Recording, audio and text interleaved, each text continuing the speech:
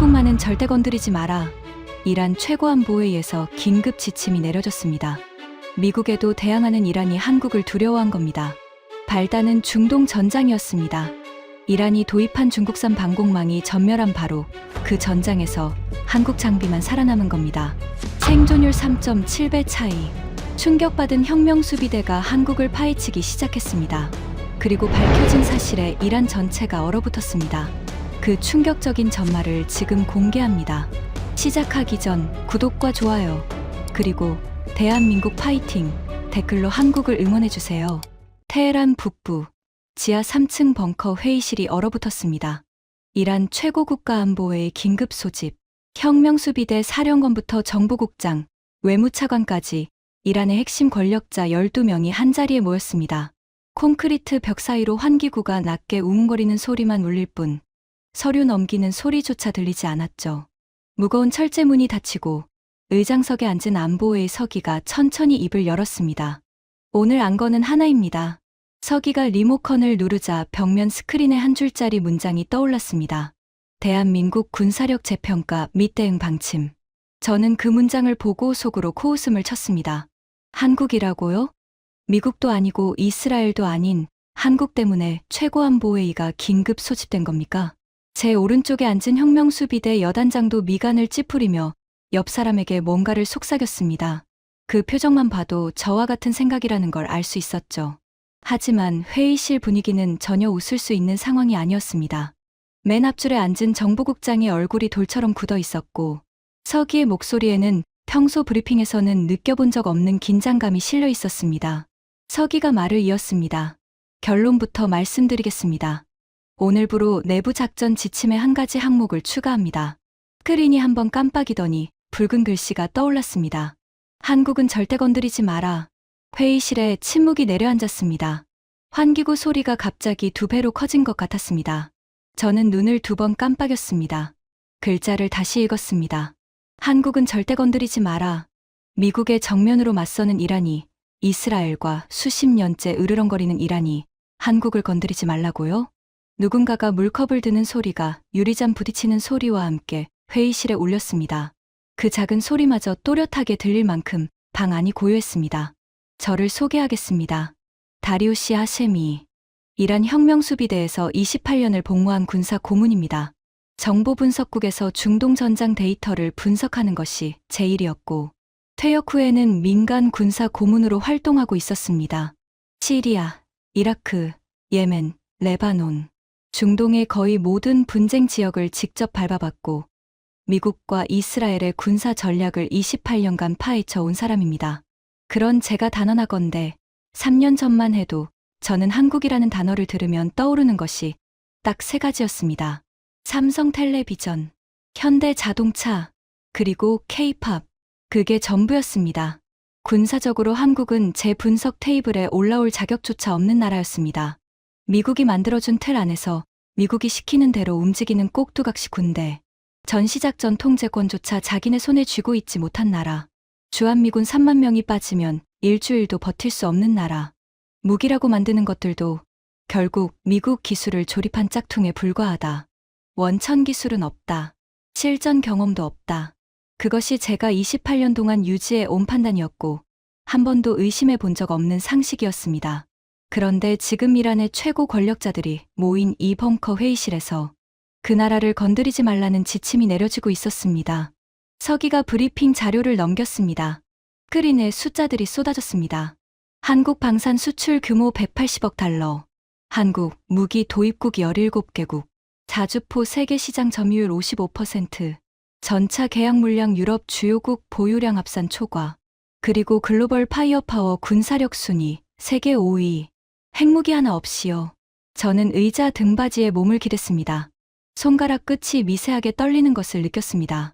등줄기를 타고 찬 기운이 스며드는 것 같았죠. 5위라고요? 핵무기도 없는 나라가? 캐나다, 독일, 이탈리아를 전부 제치고. 이야기를 시작하기 앞서 사연 속 제작에 힘이 되는 구독과 좋아요 부탁드립니다. 한국을 응원하신다면 대한민국 파이팅이라고 아래 댓글로 남겨주세요. 그 최고안보회의가 열리기 3년 전으로 돌아가겠습니다. 그때의 저는 한국에 대해 아무것도 몰랐습니다. 아니, 정확히 말하면 알 필요가 없다고 생각했습니다. 제 세계에서 경계해야 할 적은 미국과 이스라엘이었고, 신경 써야 할 동맹은 중국과 러시아였습니다. 한국은 그 어디에도 해당하지 않는 저와는 완전히 다른 세계의 나라였습니다. 그런데 그 확신이 산산조각 나기 시작한 건 다름 아닌 제가 직접 추천한 무기 때문이었습니다. 3년 전 봄, 테헤란 국방부 청사 7층 대회의실이었습니다.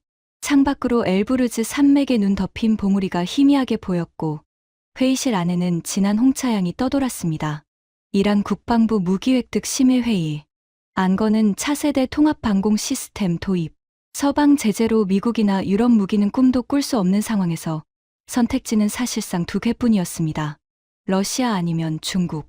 긴 타원형 테이블 끝자리에 중국 방산 기업 기술 대표 리웨이가 앉아 있었습니다. 넥타이를 반듯하게 매고 고급 가죽, 서류 가방에서 태블릿을 꺼내는 모습이 마치 월스트리트 투자은행 직원 같았죠. 입꼬리가 살짝 올라간 채 회의실을 둘러보는 여유로운 표정. 자기가 팔 물건에 대한 확신이 얼굴 전체에 걸려 있었습니다. 리웨이가 자리에서 일어나 프레젠테이션을 시작했습니다. 존경하는 이란 국방부 관계자 여러분, 오늘 제가 보여드릴 것은 단순한 방공 시스템이 아닙니다. 스크린에 화려한 3D 그래픽이 펼쳐졌습니다. 미사일이 공중에서 표적을 요격하는 시뮬레이션, 요격 성공률 그래프, 탐지 범위 도식, 영상 퀄리티만 놓고 보면 헐리우드 영화 수준이었습니다. 우리의 신형 통합 방공 체계는 360도 전방위 탐지가 가능하며 동시 48개 표적 추적, 12개 표적 동시 교전이 가능합니다. 요격 성공률은 통제된 실험 환경에서 94.7%를 기록했습니다. 리웨이가 한 박자 쉬고 회의실을 천천히 둘러봤습니다. 효과를 극대화하려는 연출이었죠. 스텔스 전투기 대응 모드도 탑재되어 있습니다. 이스라엘 공군의 F-35가 접근하더라도 240km 밖에서 탐지할 수 있습니다. F-35는 보이지 않는 전투기라고 불리지만 우리 시스템 앞에서는 예외입니다. 회의실 여기저기서 감탄 섞인 웅성거림이 흘러나왔습니다. 국방부 차관이 고개를 끄덕였고 기술 참모들이 메모를 바쁘게 적었습니다. 저도 솔직히 인상적이었습니다.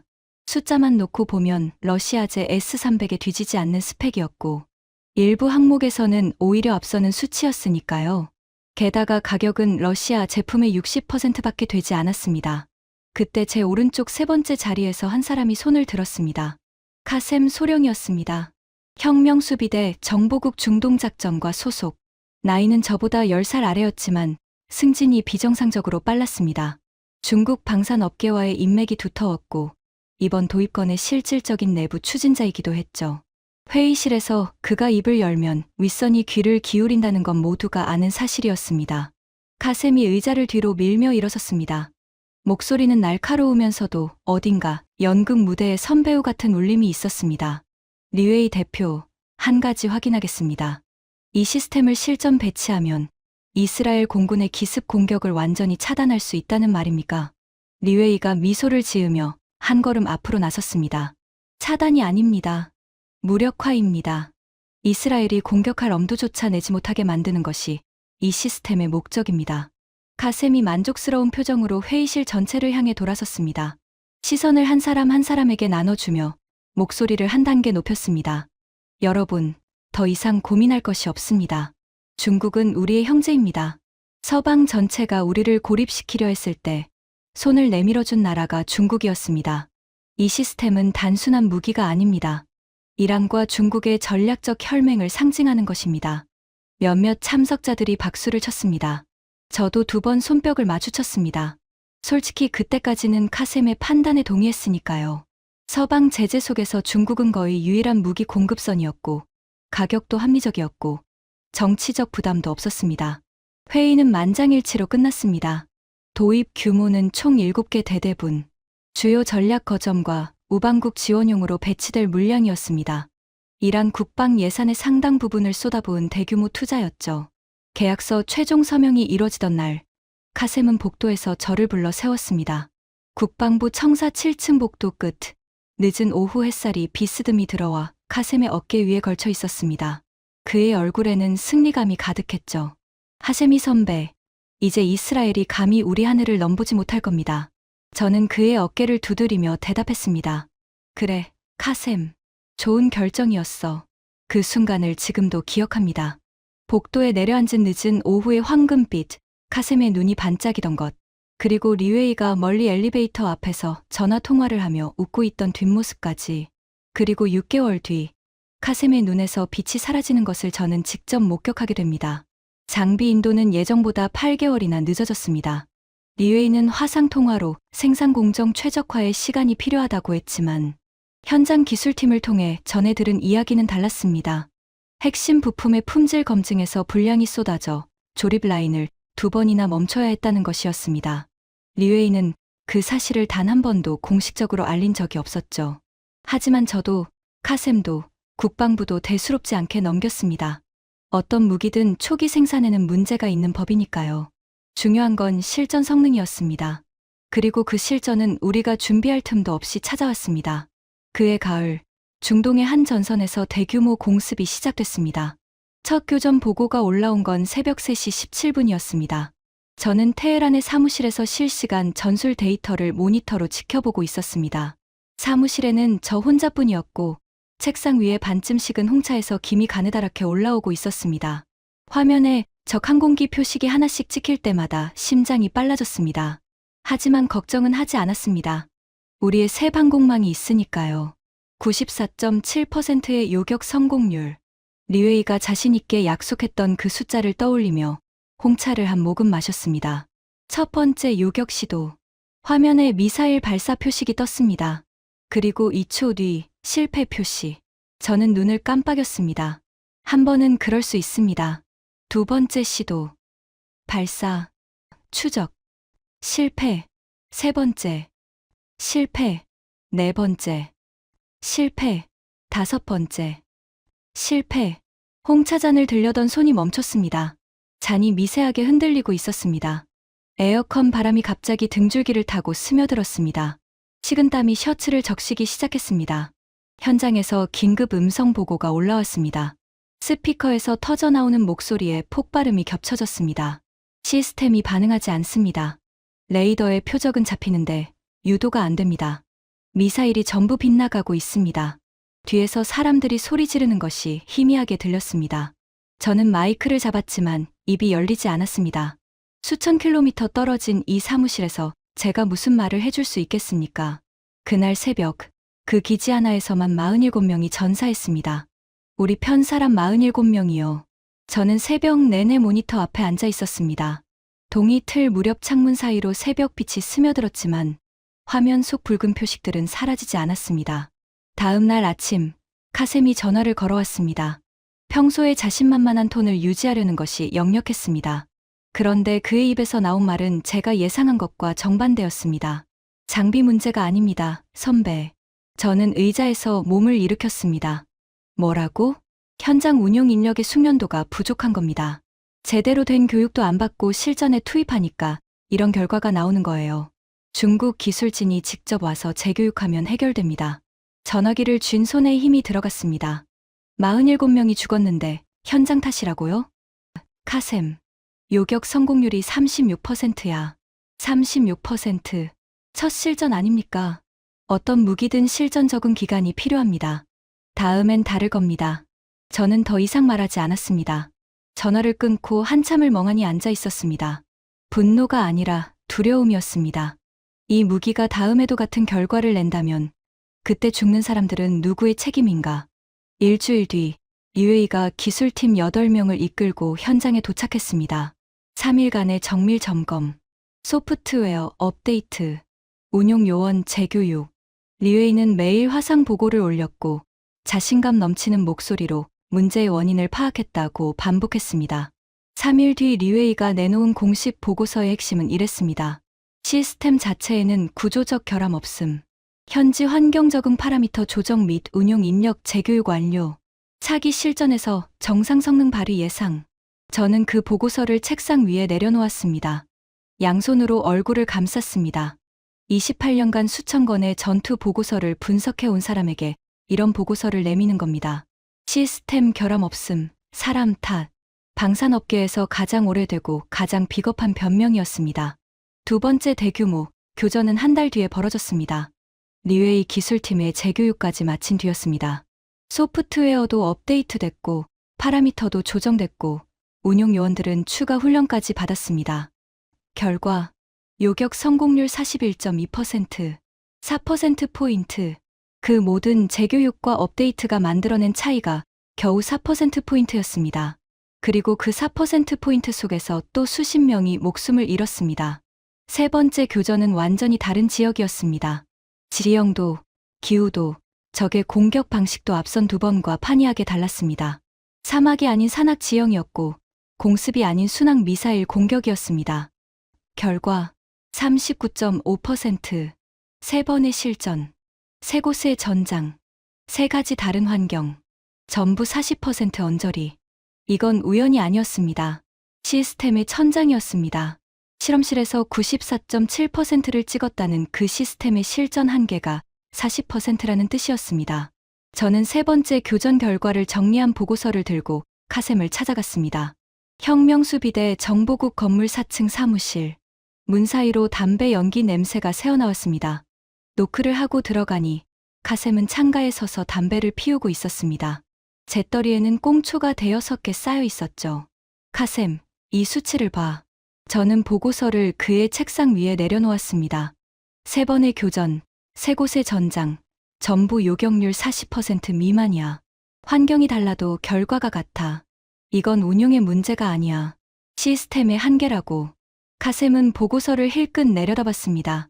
읽지 않았습니다. 눈동자가 숫자 위를 스치기만 했을 뿐이었죠. 담배를 재떨이에 비벼 끄며 말했습니다. 선배, 전쟁에서 데이터 3개로 결론을 내리면 안 됩니다.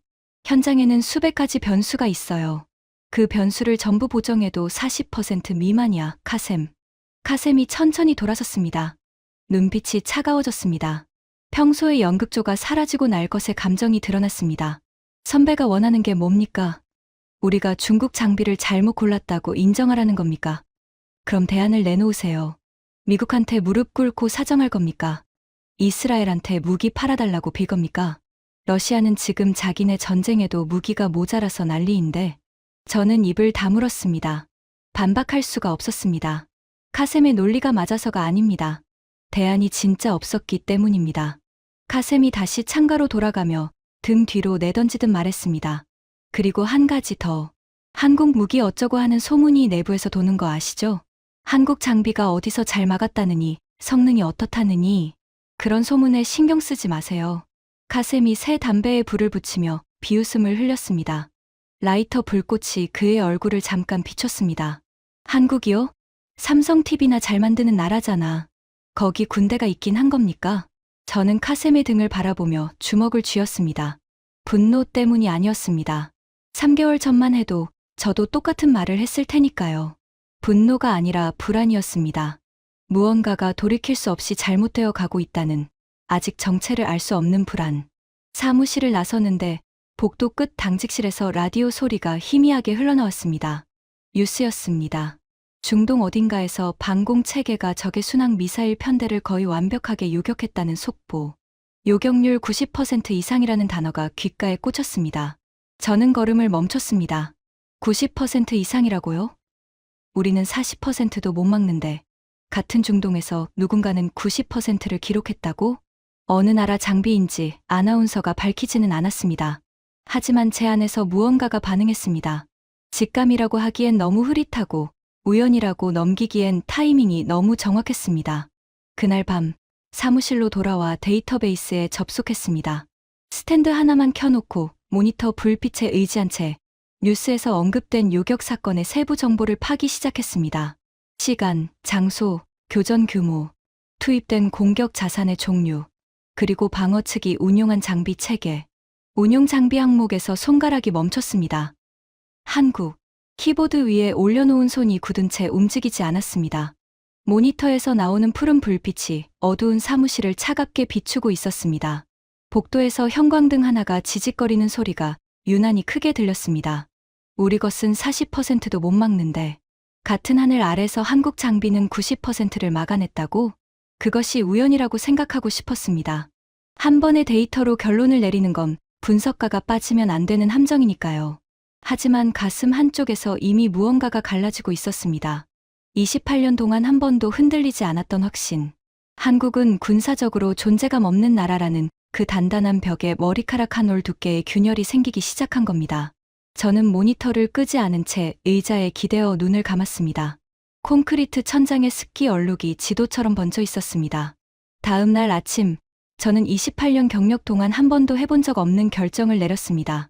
한 번도 관심을 두지 않았던 나라의 군사 데이터를 처음부터 추적하기로 한 것입니다. 대한민국. 삼성 TV나 만드는 나라. 군대가 있는지조차 몰랐던 나라. 그 나라의 정체가 밝혀지기 시작한 건 바로 다음 날부터였습니다. 다음 날 아침, 저는 출근하자마자 데이터베이스에 접속했습니다. 28년간 한 번도 검색해 본 적 없는 키워드를 입력했습니다.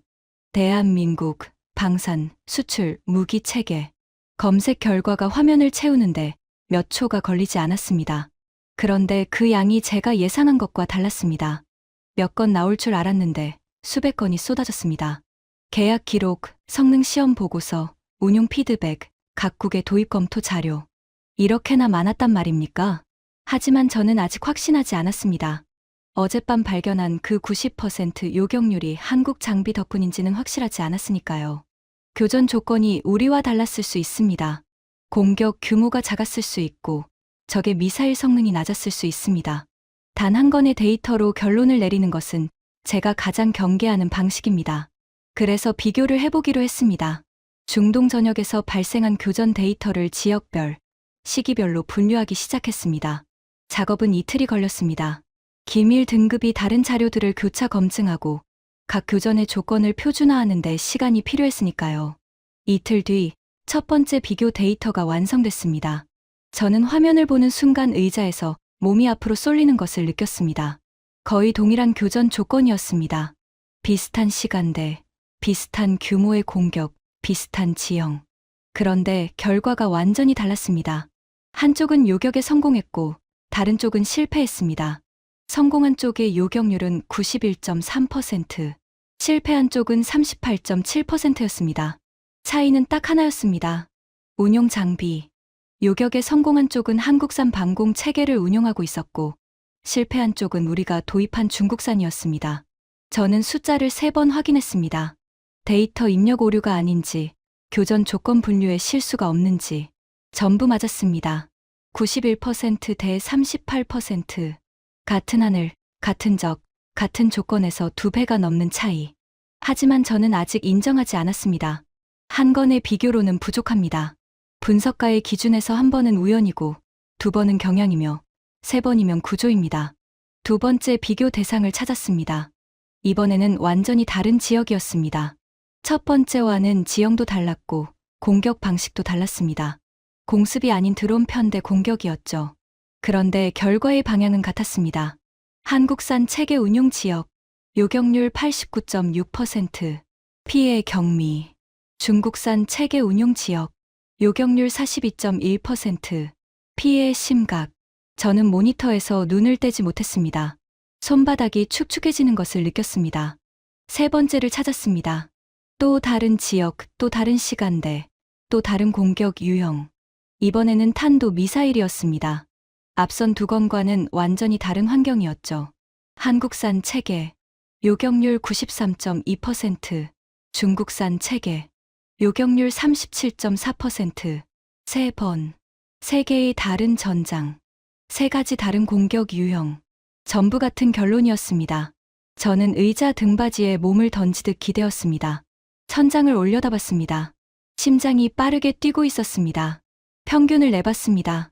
한국산 체계 운용 지역의 평균 요격률 91.4%, 중국산 체계 운용 지역의 평균 요격률 39.4%, 그리고 가장 충격적인 수치가 하나 더 있었습니다. 인명 피해. 한국산 장비 운용 지역의 아군 생존율이 중국산 장비 운용 지역보다 3.7배 높았습니다. 3.7배. 장비가 다른 것뿐인데 살아남는 사람의 숫자가 3.7배 차이가 난다는 겁니다. 이건 성능 차이가 아니었습니다. 생사의 차이였습니다. 저는 그 숫자를 적은 메모지를 한참 동안 들여다봤습니다. 그리고 혼자 중얼거렸습니다. 3번이면 우연이 아니다. 그날부터 저는 한국 방산에 대한 본격적인 추적을 시작했습니다. 처음에는 단순히 어떤 무기를 만드는지만 확인하려 했습니다. 한국산 방공 체계가 뭔지, 성능이 어떤지, 누가 사고 있는지, 기초적인 정보 수집이었죠. 그런데 파고들수록 이상한 것을 발견했습니다. 한국의 방산 수출 구조가 다른 나라들과 근본적으로 달랐던 겁니다. 일반적인 무기 수출이라면 구조가 간단합니다. 물건을 만듭니다. 가격을 제시합니다. 계약합니다. 배송합니다. 끝. 이후의 유지 보수는 구매국이 알아서 하는 겁니다. 우리가 중국에서 무기를 사는 방식도 이랬습니다. 리웨이가 프레젠테이션을 하고 계약서에 서명하고 장비가 도착하고 끝. 고장나면 우리가 고치는 거죠. 그런데 한국의 계약 내역을 들여다보니 완전히 다른 세계였습니다. 장비 공급 이후에 기술 이전이 포함돼 있었습니다. 현지 생산 허용 조건이 붙어 있었습니다. 유지 보수 지원이 패키지로 묶여 있었습니다. 심지어 구매국 기술자를 한국으로 불러 직접 교육시키는 프로그램까지 계약에 포함돼 있었죠. 저는 처음에 이것이 이해가 되지 않았습니다. 왜 자기 기술을 나눠주는 겁니까? 무기를 팔아서 돈을 버는 것이 목적이라면 기술을 공유할 이유가 없잖아요.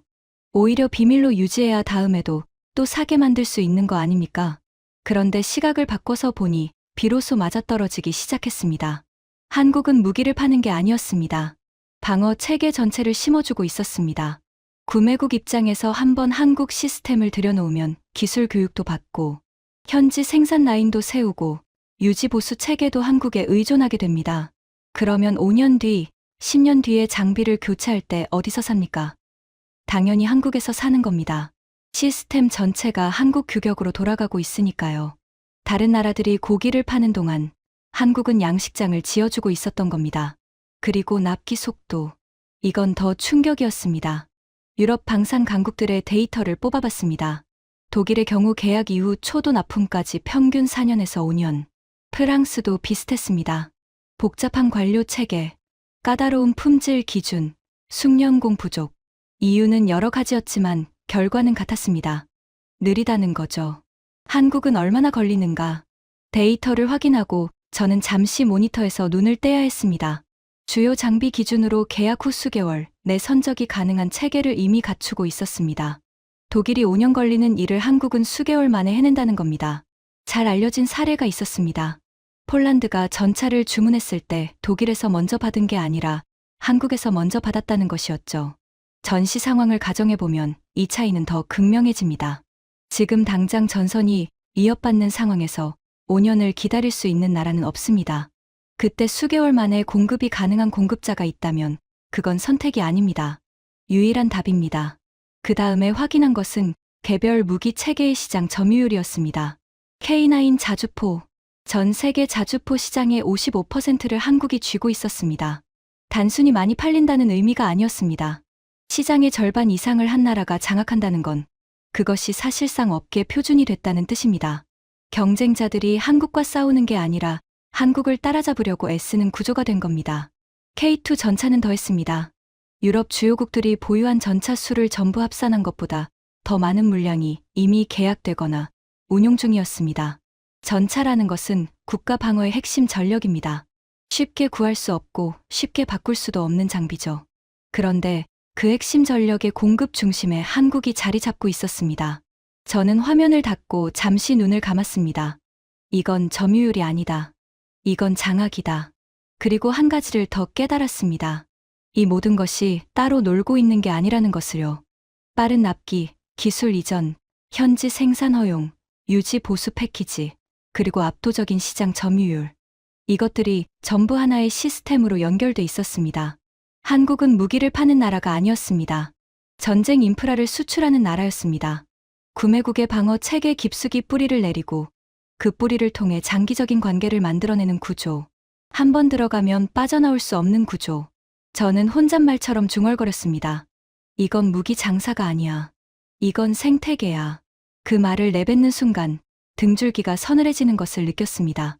28년간 수십 개 나라의 방산 전략을 분석해왔지만 이런 방식으로 시장을 장악하는 나라는 본 적이 없었습니다.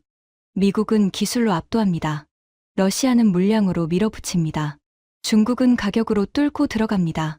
그런데 한국은 그 어느 쪽도 아니었습니다. 빠른 납기, 검증된 성능, 기술 이전, 그리고 실전 데이터. 이 조합을 거절할 수 있는 구매국은 없습니다. 저는 그제야 카셈이 비웃던 그 소문을 다시 떠올렸습니다. 한국은 절대 건드리지 마라. 처음 들었을 때는 웃었습니다. 두 번째 들었을 때는 무시했습니다. 그런데 지금 이 데이터들을 눈앞에 놓고 보니 그 문장이 전혀 다르게 읽히기 시작했습니다. 데이터를 파고든 지 열흘쯤 됐을 때 저는 한국 방산의 기술력이나 납기 속도보다 더 심각한 것을 발견했습니다. 이란의 중동 동맹 네트워크가 흔들리고 있었습니다. 처음 눈에 걸린 건 이라크였습니다. 이란과 이라크는 복잡한 관계이긴 하지만 특정 안보 영역에서는 오랫동안 협력을 유지해왔습니다. 그런데 이라크 국방부의 최근 무기 도입 계획을 입수해 보니 한국산 장비가 대량으로 포함돼 있었습니다. 이라크만이 아니었습니다. 사우디, UAE, 카타르, 이집트, 중동 전역에서 한국 방산과의 계약이 급속도로 확대되고 있었습니다. 특히 사우디는 기존의 미국 무기 일변도였는데 최근 한국과 대규모 방산 협력을 추진하고 있다는 정보가 들어왔습니다. 이건 단순히 무기 구매처를 바꾸는 문제가 아니었습니다.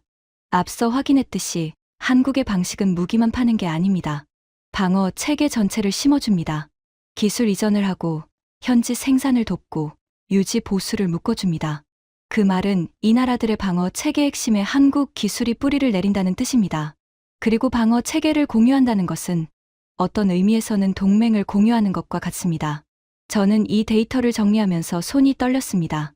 이란의 중동 영향력은 군사적 우위와 동맹 네트워크에 기반하고 있습니다. 그런데 그 동맹국들이 하나둘씩 방어 체계의 핵심을 한국에 맡기기 시작한 겁니다. 우리가 영향력을 행사하려면 상대가 우리를 필요로 해야 합니다. 그런데 그들의 방패가 한국산으로 바뀌는 순간 우리가 줄 수 있는 것이 무엇입니까? 저는 이 내용을 정리해서 상부에 비공식 보고서를 올렸습니다. 제목은 이랬습니다. 한국 방산 확장이 이란 중동 전략에 미치는 영향. 솔직히 이 보고서를 누군가 진지하게 읽을 거라고 기대하지는 않았습니다. 그런데 사흘 뒤 생각지도 못한 곳에서 연락이 왔습니다. 정보국 중동분석과에서 별도로 수집한 자료를 보내온 겁니다. 이란이 아닌 이란의 적국 이스라엘 측 내부 자료였습니다. 어떤 경로로 입수한 것인지는 묻지 않았습니다. 이 일에서 출처를 캐는 건 예의에 어긋나니까요. 자료를 열었습니다. 이스라엘 군사정보국의 내부 평가서였습니다. 중동 지역 무기 체계 성능 비교 분석. 그 안에 한국 방공 체계에 대한 항목이 있었습니다. 적국 이스라엘의 평가는 이랬습니다. 한국산 통합 방공 체계, 실전 요격률 93% 이상 확인, 중동 전장 환경 적응력 우수, 기존 서방제 체계와 호환 가능, 중동 방산 시장의 게임 체인저로 평가. 게임 체인저. 저는 그 단어를 읽고 한참 동안 움직이지 못했습니다. 이스라엘입니다. 세계에서 가장 까다로운 군사 기준을 가진 나라. 자국 방위 산업에 대한 자부심이 하늘을 찌르는 나라. 실전 경험에서 세계 최고를 자부하는 나라.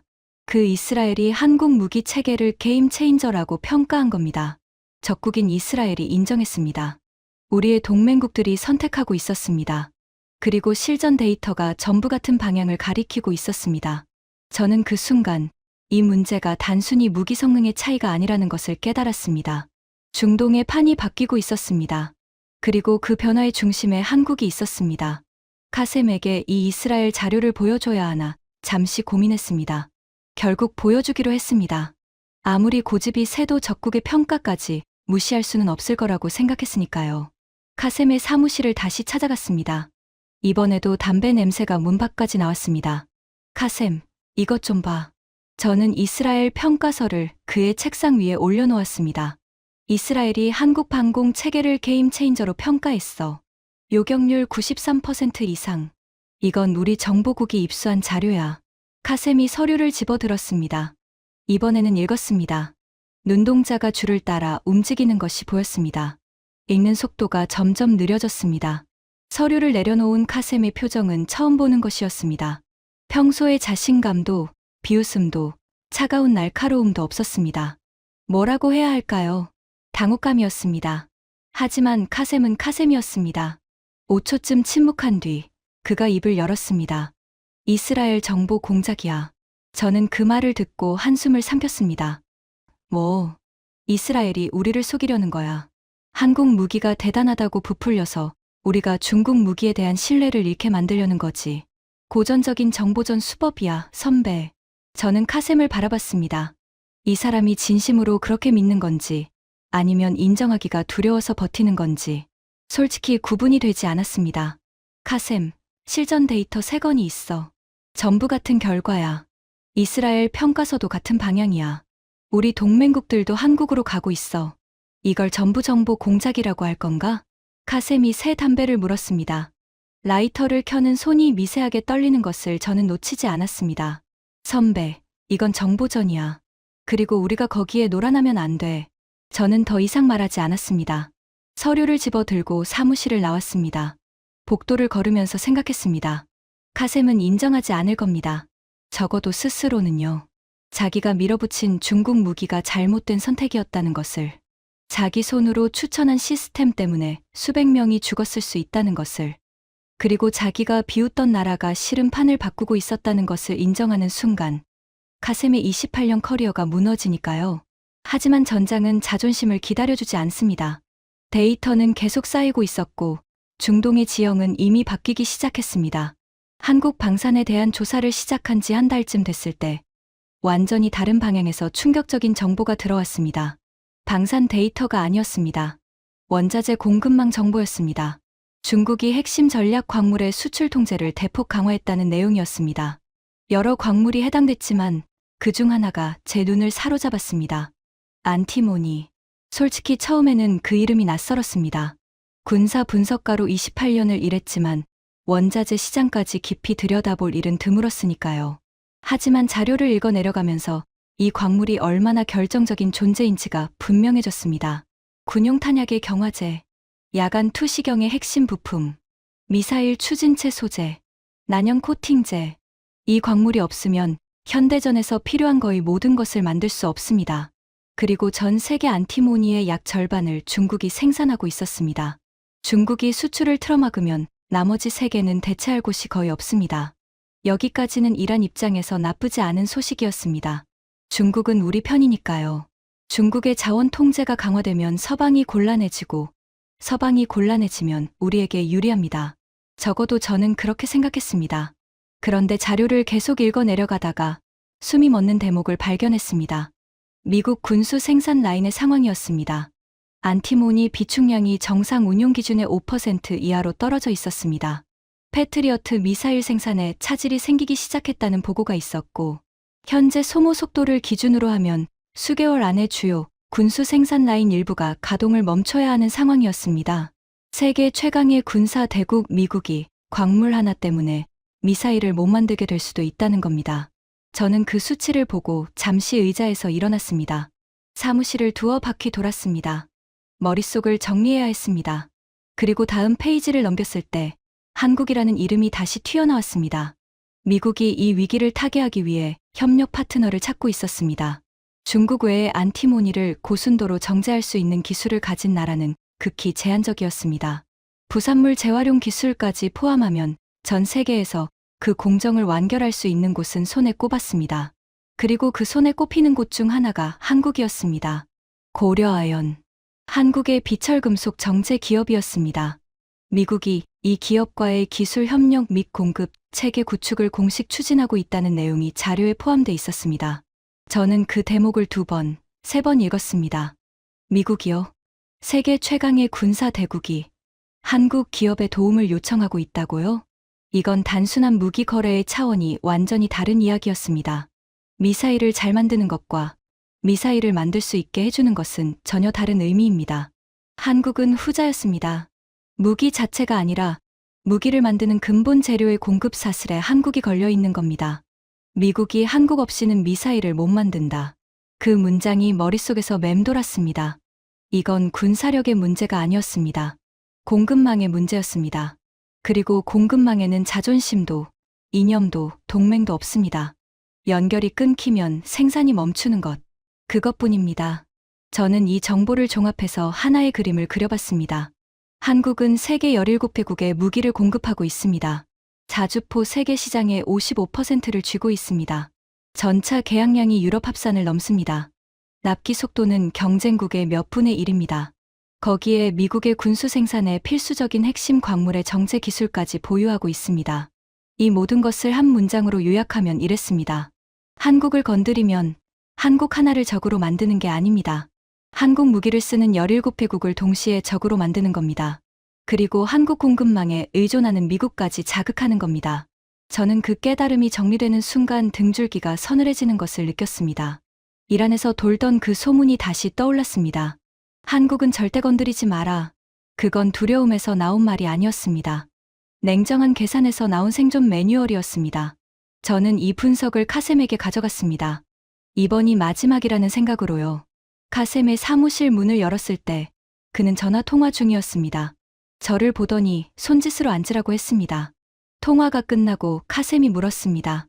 또 한국 이야기입니까, 선배? 이번에는 달라. 잘 들어봐. 저는 안티모니 공급 위기, 미국의 한국 의존, 그리고 한국을 건드렸을 때 벌어지는 연쇄 반응까지 전부 설명했습니다. 카셈은 이번에는 비웃지 않았습니다. 중간에 끊지도 않았습니다. 설명이 끝날 때까지 가만히 듣고 있었습니다. 제 설명이 끝나자 카셈이 천천히 입을 열었습니다. 허위 정보입니다. 저는 숨을 깊이 들이쉬었습니다. 미국이 한국에 의존한다고요? 세계 최강 미국이. 선배, 이건 누군가가 흘린 가짜 정보예요. 미국이 작은 나라 하나한테 군수 공급을 맡길 리가 없잖아요. 카셈의 목소리에는 평소의 날카로움이 없었습니다. 대신 뭔가 다른 것이 있었습니다. 절박함이었습니다. 인정하면 안 된다는 절박함. 저는 카셈을 바라보면서 깨달았습니다. 이 사람은 데이터를 부정하는 게 아닙니다. 데이터가 가리키는 결론을 부정하는 겁니다. 자기가 밀어붙인 중국 무기가 틀렸다는 것, 자기가 비웃던 나라가 판을 바꾸고 있었다는 것, 그걸 인정하는 순간 카셈 자신이 무너지니까요. 저는 서류를 집어 들고 일어섰습니다. 카셈, 전장은 자존심을 기다려주지 않아. 카셈이 아무 말도 하지 않았습니다. 제가 문을 나서는 순간 뒤에서 라이터 딸깍하는 소리가 들렸습니다. 사무실로 돌아오는 길에 저는 한 가지를 확신했습니다. 카셈은 끝까지 인정하지 않을 겁니다. 적어도 자발적으로는요. 하지만 상관없었습니다. 이 데이터가 가리키는 방향은 분명했고 그 방향은 곧 이란 전체가 마주하게 될 현실이었습니다. 그리고 그 현실이 찾아온 건 제가 예상한 것보다 훨씬 빨랐습니다. 조사를 시작한 지 2달째 되던 날 모든 것이 한꺼번에 터졌습니다. 중동 전선에서 대규모 공습이 있었습니다. 이란이 은밀히 지원해 온 거점이 정밀 타격을 받은 겁니다. 그것도 한 곳이 아니라 3곳이 동시에. 첫 번째 보고가 올라왔을 때 저는 심장이 쿵 내려앉는 것을 느꼈습니다. 피해 규모가 심각했습니다. 우리가 제공한 중국산 방공 시스템이 배치된 거점이었습니다. 3곳 모두에서 방공망이 완전히 무력화됐습니다. 요격 성공률은 기록할 가치조차 없는 수준이었습니다. 그런데 같은 시각 인근에 위치한 다른 세력의 거점은 무사했습니다. 동일한 공습에 노출됐는데 방어에 성공한 겁니다. 그쪽이 운용하고 있던 장비는 한국산이었습니다. 이 정보가 하루 만에 이란 정보 체계 전체로 퍼졌습니다. 더 이상 묻어둘 수 없는 수준이었습니다. 너무 많은 사람이 동시에 같은 데이터를 봤으니까요. 이틀 뒤 혁명수비대 사령부에서 긴급 보고 회의가 소집됐습니다. 저도 참석을 요청받았습니다. 회의실에 들어서는 순간 분위기가 평소와 완전히 달랐습니다. 평소에는 서로 인사를 나누고 차를 마시며 여유롭게 시작하는데 이날은 모두가 이미 자리에 앉아 정면을 바라보고 있었습니다. 카셈도 있었습니다. 구석 자리에 앉아 있었습니다. 평소에는 맨 앞줄 한가운데를 차지하던 사람이었는데 오늘은 구석에 몸을 숨기듯 앉아 있었습니다. 그의 얼굴에는 아무 표정이 없었습니다. 아니, 표정을 지울 수 없을 만큼 굳어 있었다는 게 정확합니다. 회의가 시작되자 정보국장이 먼저 발언했습니다. 지난 48시간 동안 벌어진 상황은 여러분 모두 알고 계실 겁니다. 오늘은 책임 추궁이 아니라 현실 인식을 위한 자리입니다. 정보국장의 시선이 카셈 쪽을 스치고 지나갔습니다. 카셈의 목이 미세하게 움찔했습니다. 무기 획득 담당에게 묻겠습니다. 도입 당시 약속된 요격 성공률이 얼마였습니까? 카셈이 천천히 일어섰습니다. 목소리가 평소보다 낮았습니다. 94.7%였습니다. 실전 결과는요? 침묵이 흘렀습니다. 카셈의 입술이 미세하게 떨렸습니다. 평균 39% 내외입니다. 회의실에 탄식 섞인 웅성거림이 퍼졌습니다. 누군가가 테이블을 손바닥으로 내리쳤습니다. 정보국장이 손을 들어 조용히 시켰습니다. 그리고 같은 전장에서 한국산 체계의 실전 요격률은 91%에서 93%입니다. 이것은 이스라엘 측 자료와 우리 자체 분석 모두에서 확인된 수치입니다. 회의실이 다시 조용해졌습니다. 이번에는 웅성거림도 없었습니다. 모두가 숫자의 무게를 삼키고 있었습니다. 그때 한 참석자가 카셈을 향해 물었습니다. 카셈 소령, 당신이 이 시스템 도입을 추천했지요? 중국 기술 대표와의 관계도 당신이 관리했고요. 카셈이 고개를 들었습니다. 눈이 충혈되어 있었습니다. 그때는 최선의 선택이었습니다. 서방 제재 속에서 선택지가 없었습니다. 최선의 선택 결과가 39%입니까? 카셈이 아무 말도 하지 못했습니다. 입을 열었다 닫았습니다. 이 사람의 입에서 말이 나오지 않는 것을 저는 처음 봤습니다. 28년간 어떤 상황에서도 말을 멈추지 않던 사람이었는데요. 정보국장이 개입했습니다. 카셈 소령에 대한 추궁은 여기까지 하겠습니다. 오늘의 핵심은 다른 데 있습니다. 정보국장이 저를 바라봤습니다. 하셈이 고문, 지난 2달간 한국 방산에 대해 분석한 것으로 알고 있습니다. 브리핑해 주십시오. 저는 자리에서 일어났습니다. 준비해 온 자료는 없었습니다. 하지만 2달간 머릿속에 쌓아온 데이터는 한 글자도 빠뜨리지 않고 기억하고 있었습니다. 한국은 현재 전 세계 17개국에 무기를 공급하고 있습니다. 회의실이 조용해졌습니다. 자주포 시장의 55%를 장악하고 있습니다. 전차 계약량은 유럽 주요국 보유량 합산을 넘어섭니다. 납기 속도는 유럽 경쟁국의 몇 분의 1 수준입니다. 참석자들의 표정이 바뀌기 시작했습니다. 하지만 이것은 빙산의 일각에 불과합니다.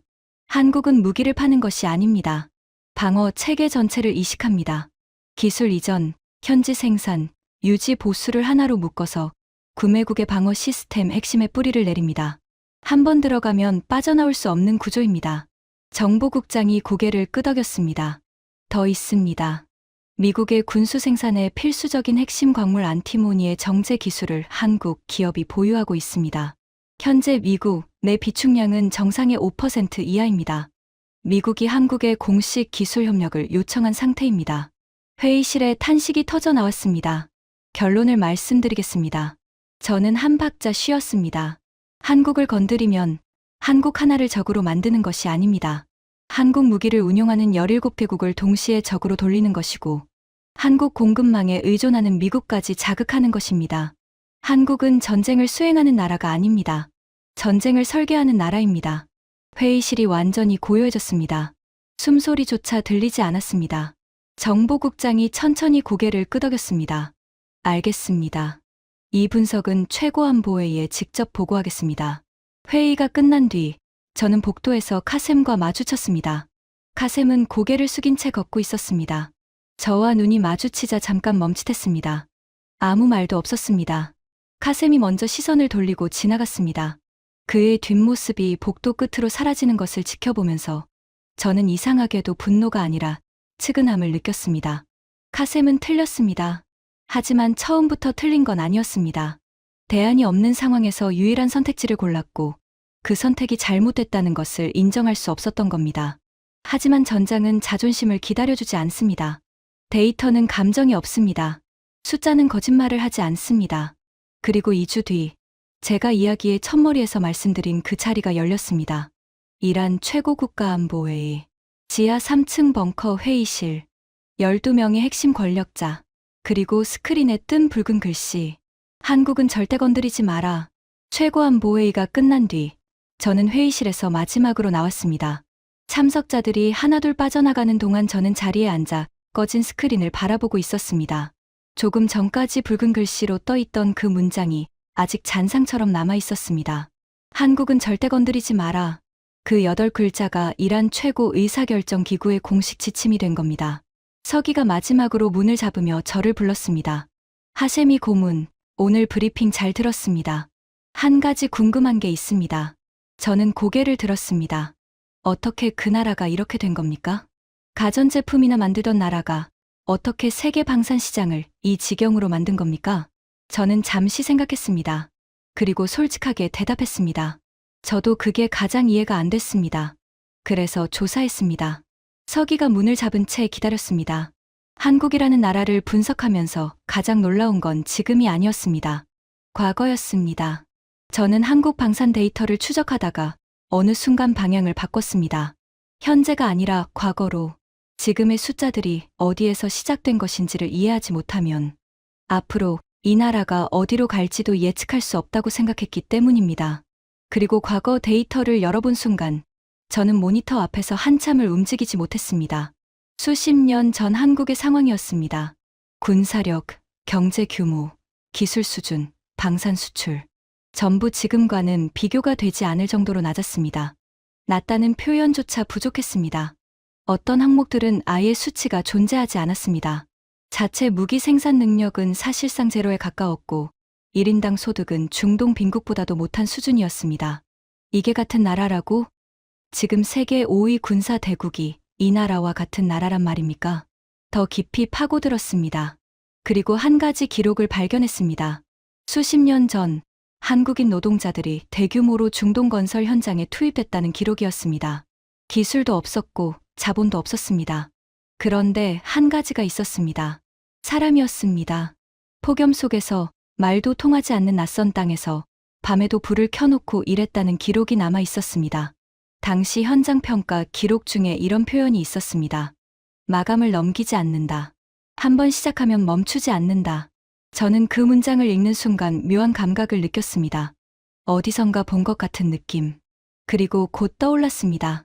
한국 방산 계약에서 반복해서 등장하던 특징이었습니다. 속도, 납기, 즉시, 공급. 수십 년 전에는 그것이 노동력으로 표현됐습니다. 지금은 생산 능력과 납기 속도로 표현되고 있었습니다. 형태는 달라졌지만 본질은 같았습니다. 멈추지 않는다는 것. 또 하나의 기록이 있었습니다. 한국이 극심한 경제 위기를 겪었을 때 수백만 명의 시민들이 자발적으로 금을 모아 나라에 냈다는 것이었습니다. 금반지, 금목걸이, 결혼 예물까지 내놓은 사람들이 있었습니다. 저는 그 기록을 처음 읽었을 때 솔직히 믿기지 않았습니다. 개인이 자국 경제를 위해 자기 재산을 내놓는다고요? 이란에서는 상상하기 어려운 일이었습니다. 미국에서도 유럽에서도 마찬가지입니다. 하지만 한국에서는 실제로 일어난 일이었습니다. 중동 건설 현장에서 밤새 일하던 노동자들, 나라가 무너질 위기에 금을 들고 나온 수백만 명, 그리고 지금 세계 방산 시장의 판을 흔들고 있는 구조, 서로 다른 시대, 서로 다른 분야의 이야기들이었습니다. 그런데 전부 같은 방향을 가리키고 있었습니다. 이 나라는 강했기 때문에 여기까지 온 게 아니었습니다. 강해질 때까지 멈추지 않았기 때문에 여기까지 온 겁니다. 서기에게 저는 이렇게 말했습니다. 그 나라는 아무것도 없는 곳에서 시작했습니다. 기술도, 자본도, 자원도 없었습니다. 그런데 그들은 해냈습니다. 처음부터 강했기 때문이 아닙니다. 포기하지 않았기 때문입니다. 서기가 잠시 말이 없었습니다. 그리고 조용히 말했습니다. 무서운 나라군요. 저는 고개를 끄덕였습니다. 네. 그래서 건드리면 안 되는 겁니다. 최고한 보회 이후 저는 오랫동안 사무실에 앉아 생각에 잠겼습니다. 3년이었습니다. 중국산 방공 시스템이 실전에서 무너지는 것을 목격한 때부터 최고한 보회에서 한국을 건드리지 말라는 지침이 내려지기까지 그 3년 동안 저희 세계관이 완전히 뒤집혔습니다. 28년간 저는 세계를 일정한 질서로 이해해왔습니다. 미국이 맨 위에 있고 러시아와 중국이 그 뒤를 쫓고 유럽이 그 옆에 서 있고 나머지 나라들은 그 아래에서 자기 자리를 찾아 움직입니다. 한국은 그 질서 속에서 존재감이 없는 나라였습니다. 가전제품을 잘 만드는 미국의 그늘 아래 사는 군사적으로는 논할 가치가 없는 나라. 그게 제가 28년간 믿어온 세계였습니다. 전부 틀렸습니다. 한국은 조용히 움직이고 있었습니다. 다른 나라들이 서로 으르렁거리는 동안 한국은 판의 밑바닥을 설계하고 있었습니다. 무기를 팔면서 생태계를 심었습니다. 납기로 신뢰를 쌓았습니다. 기술 이전으로 구매국의 핵심에 뿌리를 내렸습니다. 그리고 기어이 미국조차 의존하는 공급망의 핵심 고리가 됐습니다. 이건 군사력의 문제가 아니었습니다. 이건 구조의 문제였습니다. 강대국이라는 개념을 저는 평생 군사력의 크기, 영토의 넓이, 핵무기의 유무로 정의해왔습니다. 그런데 한국은 그 기준 어디에도 맞지 않으면서 세계 모든 나라가 무시할 수 없는 존재가 되어 있었습니다. 왜인가? 위기가 왔을 때 흔들리지 않는 구조를 가졌기 때문입니다. 세계가 필요로 할 때 그 자리에 있을 수 있기 때문입니다. 아무것도 없는 곳에서 시작해 멈추지 않고 여기까지 왔기 때문입니다. 저는 사무실 벽에 세계 지도가 걸려 있는 것을 바라봤습니다. 한반도는 지도 오른쪽 귀퉁이에 작게 표시되어 있었습니다. 저 작은 나라가 이 모든 것을 해냈다는 사실이 여전히 실감나지 않았습니다. 그 무렵 카셈과 마지막으로 마주친 것은 정부국 건물 1층 로비에서였습니다. 카셈은 예전과 달라져 있었습니다. 눈 밑에 그림자가 짙었고 넥타이가 느슨하게 풀려 있었습니다. 저를 보자 잠깐 멈칫했습니다. 긴 침묵이 흘렀습니다. 로비의 발걸음 소리만 울렸습니다. 카셈이 먼저 입을 열었습니다. 목소리가 낮았습니다. 평소의 날카로움도 연극조도 없었습니다. 선배, 저는 기다렸습니다. 리웨이한테 전화했습니다. 저는 눈썹을 올렸습니다. 전화를 안 받더군요. 카셈이 쓴 웃음을 지었습니다. 그 웃음에는 자조와 허탈함이 뒤섞여 있었습니다. 한 번도 안 받았습니다. 12번 걸었는데 한 번도요.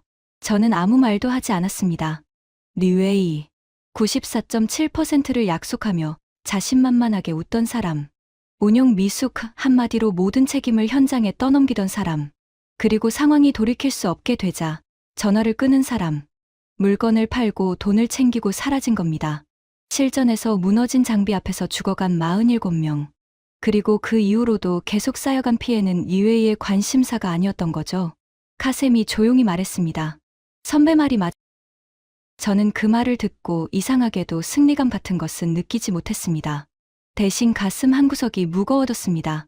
카셈, 너도 틀린 게 아니야. 대안이 없었으니까. 카셈이 고개를 저었습니다. 아닙니다. 대안이 없었던 게 아니라 대안을 찾지 않은 겁니다. 한국이라는 대안이 있었는데 저는 보려고 하지 않았어요.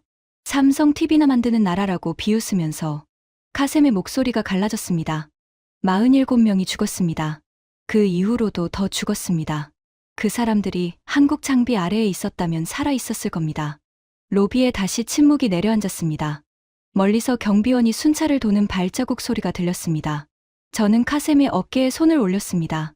3년 전 국방부 복도에서 좋은 결정이었어라며 두드려줬던 것과 같은 어깨였습니다. 그때와 지금 그 어깨의 무게가 완전히 달라져 있었습니다. 카셈, 앞으로가 중요해. 카셈이 고개를 끄덕였습니다. 아무 말 없이 돌아서서 걸어갔습니다. 그의 뒷모습이 로비 끝으로 사라질 때까지 저는 그 자리에 서 있었습니다. 사무실로 돌아와 저는 마지막으로 하나를 정리했습니다. 28년간 유지해 온 글로벌 군사 분석 체계에서 대한민국의 위치를 다시 조정했습니다. 단순히 순위를 올린 것이 아니었습니다. 기존 분류 자체를 바꿨습니다. 기존 체계에는 강대국이 있고 그 아래 중견국이 있었습니다. 한국은 중견국 어딘가에 이름이 적혀 있었죠. 저는 거기에 새로운 항목을 하나 추가했습니다. 시스템 제공자. 전쟁의 결과를 바꾸는 무기를 만드는 나라. 공급망의 핵심 고리를 보유한 나라. 위기 앞에서 더 강해지는 구조를 가진 나라. 그 항목에 해당하는 나라는 전 세계에서 단 하나였습니다. 대한민국. 저는 28년간 적을 분석해 온 사람입니다. 미국이 가장 무서운 적이라고 생각했습니다. 이스라엘이 가장 교활한 적이라고 생각했습니다. 틀렸습니다. 진짜 무서운 적은 총을 쏘는 나라가 아니었습니다. 총을 만드는 나라도 아니었습니다. 총을 만드는 시스템 자체를 설계하는 나라였습니다. 그리고 그 나라는 처음부터 강하지 않았습니다. 폐허에서 시작했습니다. 아무것도 없었습니다. 기술도, 자본도, 자원도, 동맹도 없었습니다. 그런데 그들은 해냈습니다. 강했기 때문이 아닙니다. 강해질 때까지 멈추지 않았기 때문입니다. 저는 지금도 그 나라를 생각하면 등줄기가 서늘해집니다. 두려움이 아닙니다. 경외입니다. 아무것도 없는 곳에서 출발해 세계의 판을 바꾸는 나라. 적조차 스스로 경계 대상으로 지목하게 만드는 나라. 그것도 무력이 아니라 실력으로, 위협이 아니라 신뢰로, 공포가 아니라 데이터로. 그 나라의 이름은 대한민국이었습니다. 여러분은 이 이야기를 들으시면서 어떤 감정이 드셨나요? 대한민국은 전쟁의 폐허 위에서 단 한 세대 만에 적국조차 건드리지 말라고 경고하는 나라가 됐습니다. 인류 역사상 유례를 찾기 어려운 기적입니다. 여러분은 이 이야기를 들으시면서 어떤 감정이 드셨나요? 대한민국은 아무것도 없던 폐허 위에서 적국조차 건드리지 말라고 경고하는 나라가 됐습니다. 이 이야기가 감동이 되셨다면 주변에 널리 공유해 주세요. 우리가 어떤 나라에 살고 있는지 더 많은 분들이 알게 되길 바랍니다. 구독과 좋아요도 부탁드립니다. 지금까지 감동날다였습니다. 감사합니다.